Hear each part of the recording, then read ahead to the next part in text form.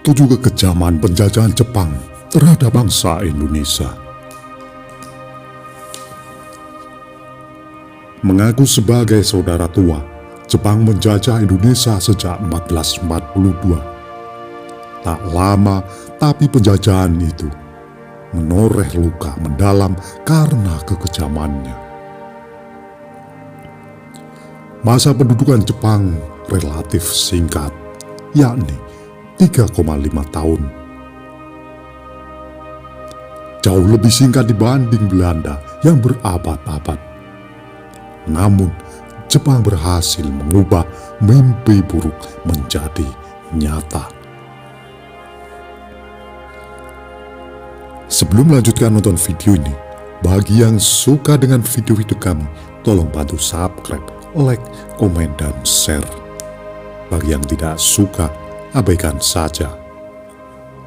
Kami di sini tidak ada niat untuk menyudutkan orang-orang yang terlibat. Kami di sini tidak mengurangi atau menambah isi sumber untuk menjaga otentisitas sumber. Kami di sini hanya mengulang sejarah-sejarah yang sudah ada.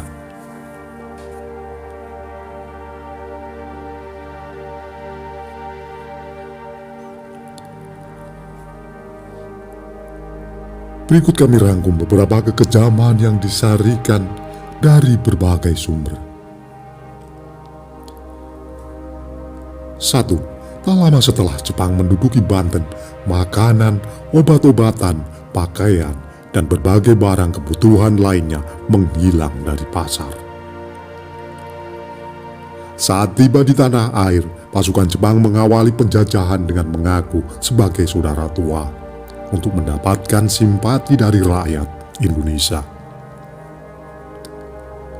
Tak hanya itu, janji kemerdekaan juga digemborkan di awal kedatangan untuk memperoleh kepercayaan rakyat. Namun, semua kebaikan itu hanya berlangsung sebentar saja. Tak lama setelah Jepang menduduki Banten, makanan, obat-obatan, pakaian, dan berbagai barang kebutuhan lainnya menghilang dari pasar. Akibatnya, rakyat pun sangat menderita. Mereka terpaksa makan seadanya dan mengenakan karung koni sebagai alat penutup tubuh.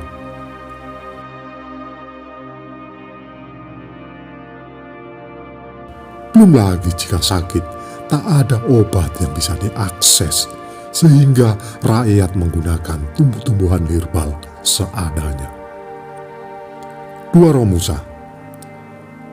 Ini adalah kekejaman Jepang paling dikenal luas. Romusa, pasukan Jepang memaksa rakyat, terutama para petani, untuk mengerjakan berbagai hal.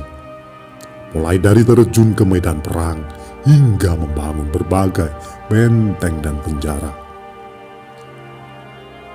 Para pekerja Romusa pun direkrut dengan paksa.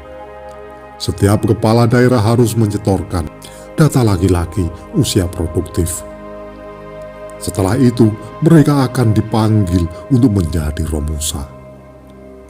Saat panggilan datang, keluarga harus merelakan mereka karena seringkali para pekerja tersebut tidak kembali lagi ke rumahnya.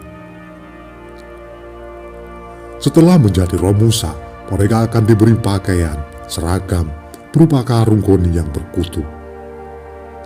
Setiap hari para pekerja paksa itu harus melakukan tugas yang berat, tanpa istirahat dan makanan yang cukup.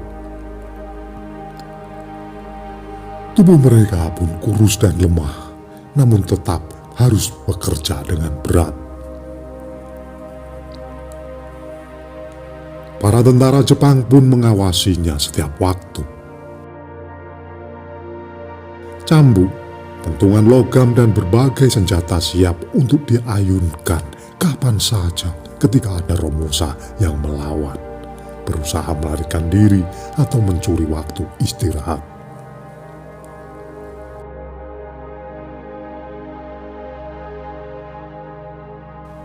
Ketika Jepang membangun penjara yang tidak manusiawi, salah satunya Lawang Sewu. Jepang juga terkenal dengan penjara-penjaranya yang tak kenal ampun dan tidak manusiawi. Salah satu contohnya adalah penjara bawah tanah yang ada di Lawang Sewu, Semarang, Jawa Tengah. Bangunan tersebut awalnya dibuat oleh pemerintah Belanda untuk kantor kereta api. Namun saat Jepang menguasai Indonesia, ia dialih fungsikan menjadi penjara. Terdapat dua macam penjara yang terkenal di Lawang Sewu, yakni penjara jongkok dan berdiri. Penjara jongkok dibuat seperti bak dengan tinggi 50 cm. Para tahanan harus jongkok di dalamnya. Seakan tak cukup kejam, bak tersebut diisi air yang mencapai leher lalu ditutup dengan besi. Sementara penjara berdiri dibuat dengan ukuran 1 kali 1 meter. Ruangan tersebut biasanya diisi oleh 8 orang. Para tahanan yang berasal dari pribumi maupun warga Belanda harus berdiri berdesak-desakan di dalamnya.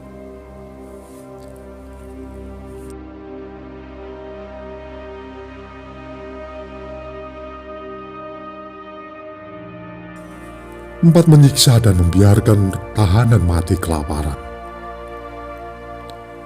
Penjara tak manusiawi tak cukup bagi Jepang. Mereka kerap membiarkan tahanan mati kelaparan. Para sipir dengan sengaja tidak memberikan makanan kepada tahanan selama berhari-hari. Ketika diberi pun, makanan tersebut tidak cukup untuk memenuhi nutrisi yang diperlukan.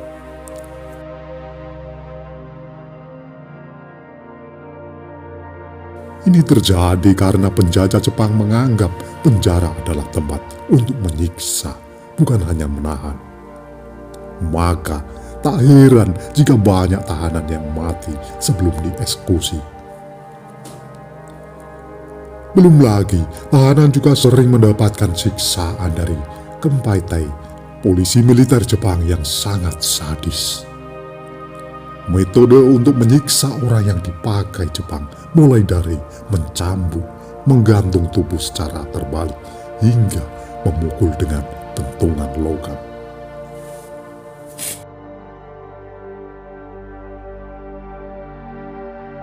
Itulah tadi ulasan singkat kami mengenai 7 kekejaman Jepang terhadap bangsa Indonesia.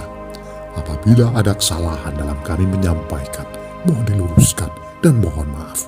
Terima kasih yang sudah menonton sampai selesai.